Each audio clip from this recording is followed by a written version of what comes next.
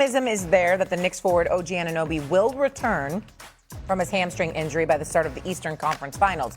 Anunoby has been out with the injury since leaving Game 2 against the Sixers in the final minutes of the game. The Eastern Conference Finals could begin as early as Sunday, which would afford Anunoby 11 days to recover from the injury. Josh Hart spoke on the Knicks' long break, though. Listen to this. The first series, we had, a 4 days break, I think it was.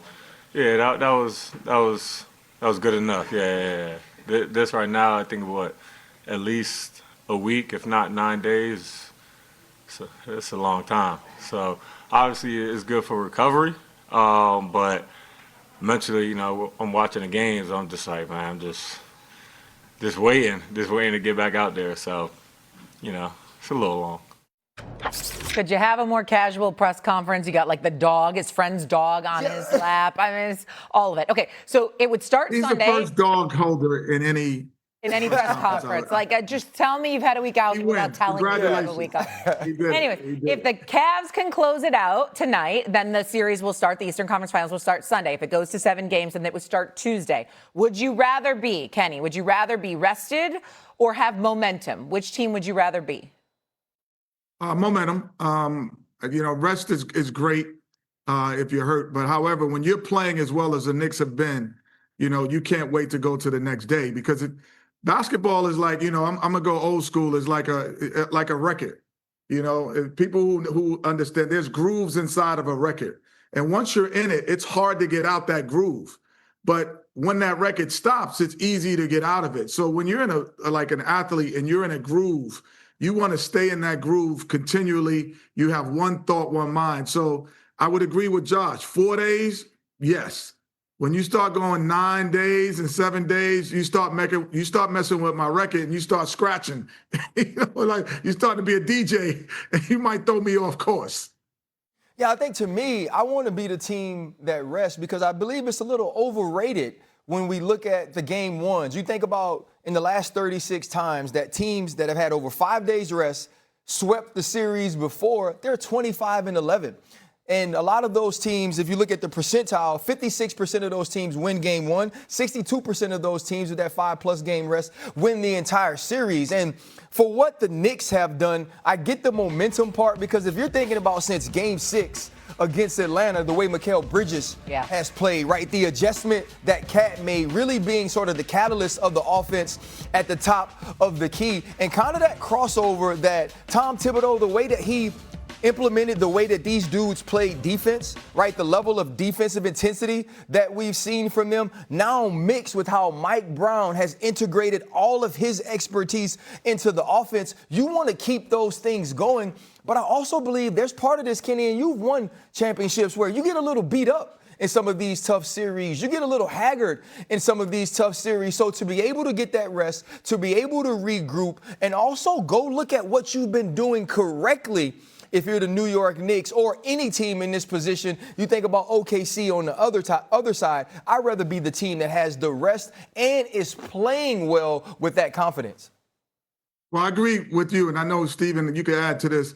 You said a great stat about 25-11 with rest. I've been fortunate. We've won 2 championships, and we were on the side of the 25, and we were on the side of the 11. So we were a team that had the rest, and I thought it hurt us. We started out the series and we actually went down 3-2 and we had to win the last 2 games and force a game 7. And then we played the Orlando Magic who had 5 or more games and we swept them.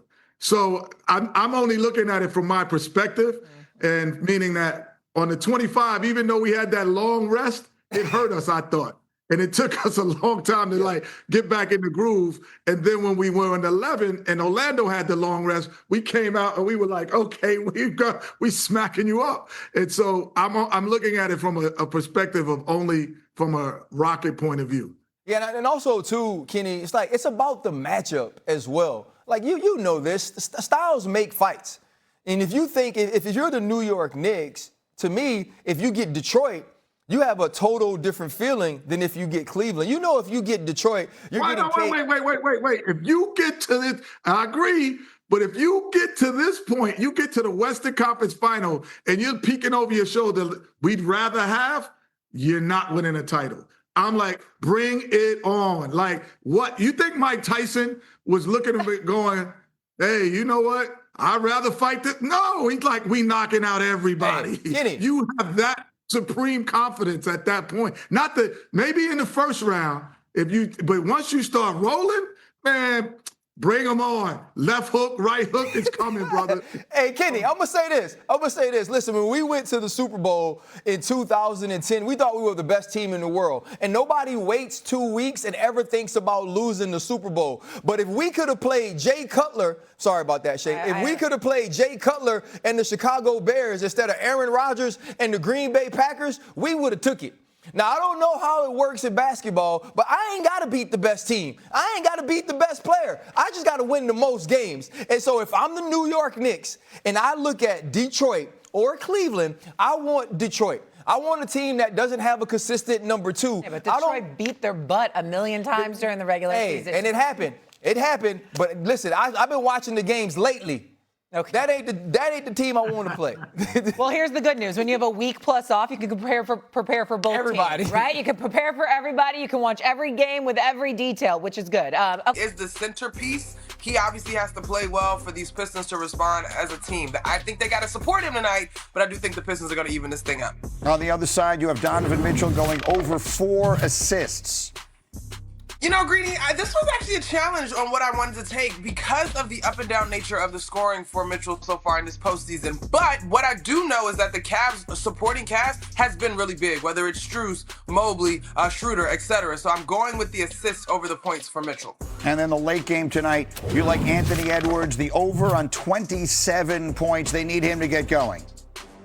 Yeah, I mean, we can't keep talking about this guy as the likeness of Michael Jordan, shout out to Wilbon, and he not show up tonight. Like, this is a must if the Wolves are going to keep this thing alive, which I think they will. To Jay's point, I think he goes on the block, mixes it up in terms of how he gets it done, but finds a way to get it done. So if those are the picks and you like them, we've made them a parlay. Cade Cunningham, the over on points, Donovan Mitchell on assists, and Anthony Edwards over on points. It's a parlay at DraftKings Sportsbook with odds of plus 505. Let's just touch on that game quickly because there's one other thing I want to sneak in here. But the Anthony Edwards of it all. Brian Windhorst, you were making the point earlier, for those just joining us, the way they have defended him has been the key for San Antonio in their wins. Yeah, the Wolves need Ant Edwards to go over on shots because the Spurs have been trying to keep him from even getting the ball.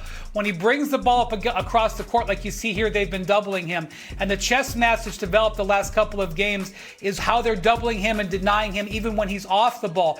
In games 3 and 4, Greeny, when he averaged 34 points, he got 24 shots average in those games.